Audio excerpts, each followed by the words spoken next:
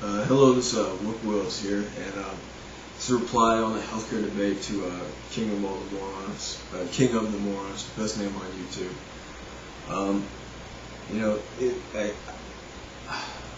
When I try to talk about things like this, I come across as someone who, says, "Well, let them eat cake," and I'm not the Marie Antoinette type.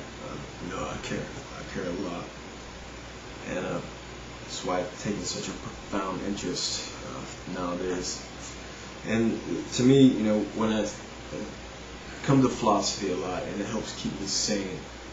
And philosophy is freedom, man, liberty. That's what this country is all about. And we stray a lot from these words in here. The founding documents. Democracy is not mentioned, period, in the founding documents. They are in the Federalist Papers, but not in a good light.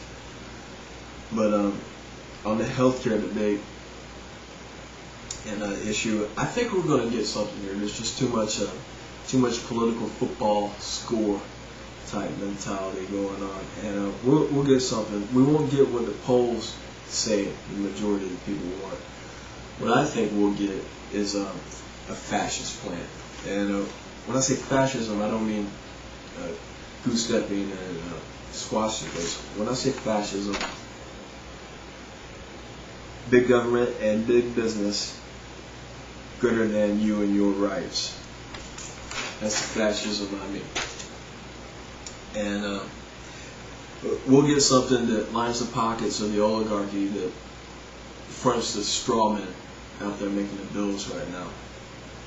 So, the essence of freedom is a proper limitation of government. Equal rights in a republic. Rich, poor, and everyone in between. Everyone has equal rights with due process of law that cannot be usurped away from you unless it's 100% jury that agrees, that beyond a shadow of a doubt, right? So, the proper limitation of government is just like playing a violin. Not too hard, not too soft. Not a totalitarian state, not anarchy. There has to be that medium, and it has to be practiced and kept up with. And to me, this healthcare debate is just a smaller battle in a greater war, in my mind, to save the republic. Taking the millionaire's tax and all that stuff, taking from someone else to help another group of people. The 51% taking from the 49%. So usurping your rights to liberty and property. But get back to what you said on your video.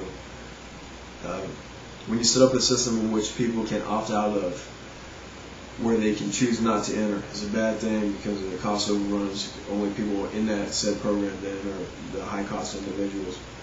To set up a system in which people can opt out of and not to choose is a bad thing. Seriously, man. And I don't want to seem crass, but seriously, has it come to that? Freedom of choice, liberty to choose is a bad thing.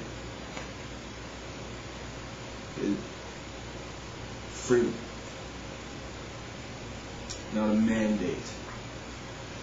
And you go on to say, in catastrophic events in a civilized society, we don't let you down the street.